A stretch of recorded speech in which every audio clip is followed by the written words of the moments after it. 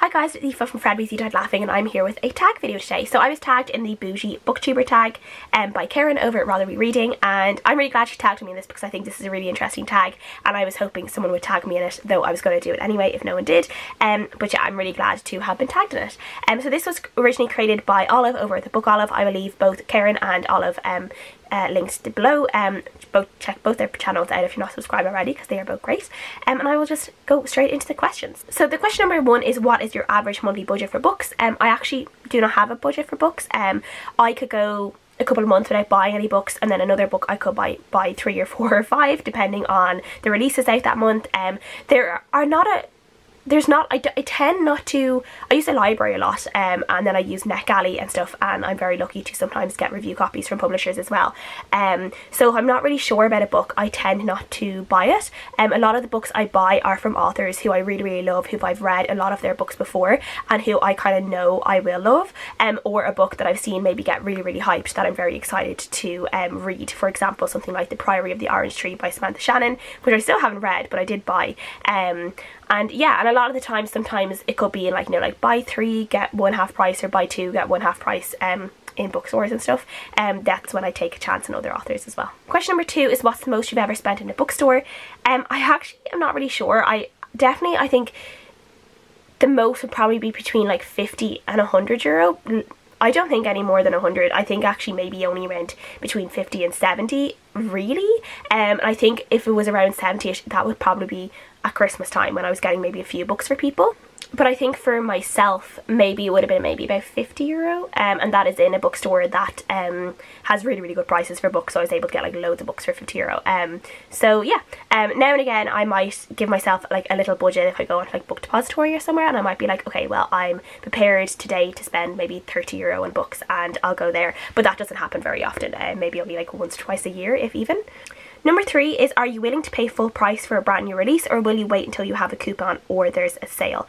As I said, it kind of depends on the author and the book in general. If it is an author I really like, sometimes I will go and buy a full price.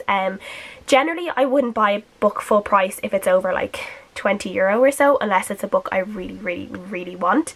Again, it's not that often. I think the most I would normally pay for a new release is maybe €15, €16. I love having coupons. I love when it's like buy one get one half price. I love when I have book vouchers and stuff. That's my favourite. And again, when I have book vouchers, I want to make sure I use them really wisely. So I very rarely will use a book voucher to buy a book from an author that I don't really know that well, or a book I'm unsure of. I'll generally use my book vouchers to buy books that like from authors I know I will love and authors I trust. Yeah, I'm just really careful around that. Number 4 is, would you rather buy one new book or several less expensive used copies?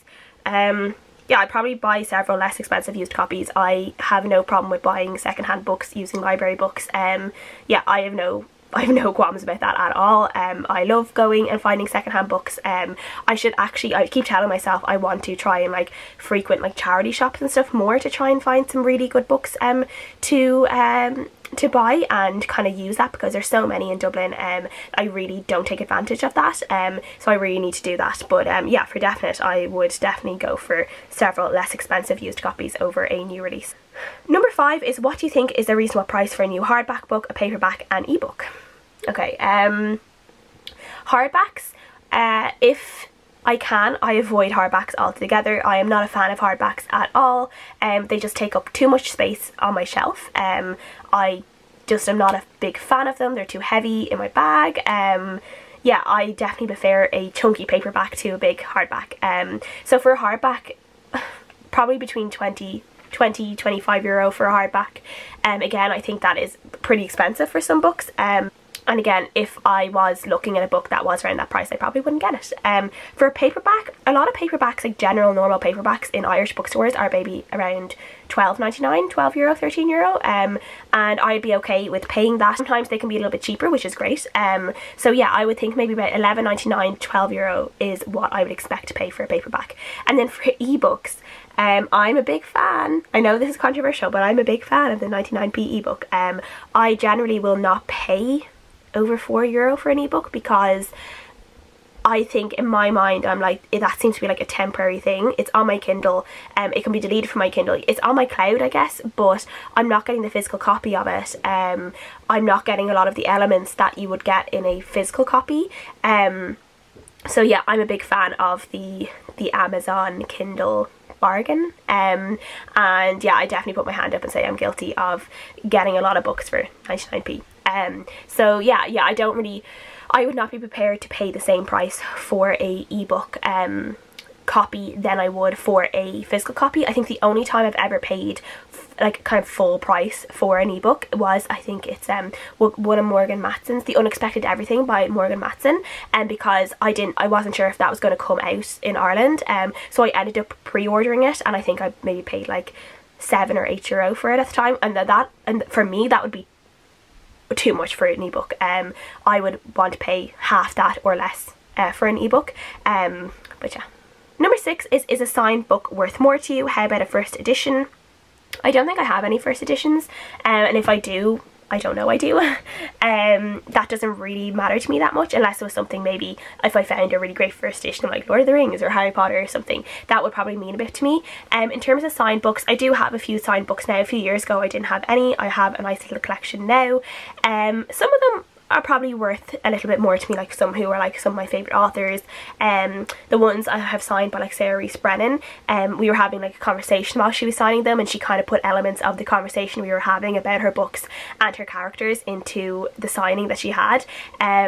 So like, I thought that was really fun, and that's kind of special for me because it reminds me of the nice conversation we had when she was signing my books. Obviously if I got something like one of my Harry Potter signed by J.K. Rowling, like that would be like gold dust to me. I would love that. So yeah, I wouldn't go out, like if there was like signed copies of books in bookstores. I think someone else said this, that like if there was a signed copy of a book in a bookstore, they wouldn't necessarily pay more for the signed copy than they would for the unsigned copy. I would be the same. For me, the signed copies are kind of depending on the personal experience I've had during that signing as well. The next question is, what is your most valuable book, sentimental or actual value? I don't have any books that are like really like valuable per se. There are definitely some I have that are like more of sentimental value. My Harry Potters, some of my like my old childhood books I used to read, like my Enid Blytons and my Roald Dahls, the ones that are like falling apart because I used to read them so much when I was younger. Those are ones that I don't really want to ever give away, that I like to keep because they've really fond memories. But I don't have any like particular book that would be like super duper sentimental value. I do have a book somewhere, I was trying to find it there, I can't see where it is, but it's like a book about this little doll called Annabelle, and it's just like this kind of hard paperback, or not, it's like a hardback, but like one of those really old fashioned hardback books. I have no idea where that book came from. I think it just like showed up on my shelves one day out of nowhere, and I love that book. I remember reading it when I was younger and absolutely loving it. Now and again I'll read it again. I really love it. It's just like this adventures of this little doll called Annabelle, and like her adventures with the different children in the family, and like, you know, like one girl and then that girl's daughter and then that girl's daughter, and she's like passed through generations, and it's just really sweet. No idea where that book came from, but it's very special to me, and it's just one of those really sweet books, and that does actually mean quite a lot to me because it has kind of like mysteries, origins of mysteries unknown, so yeah, it's kind of funny like that. But yeah.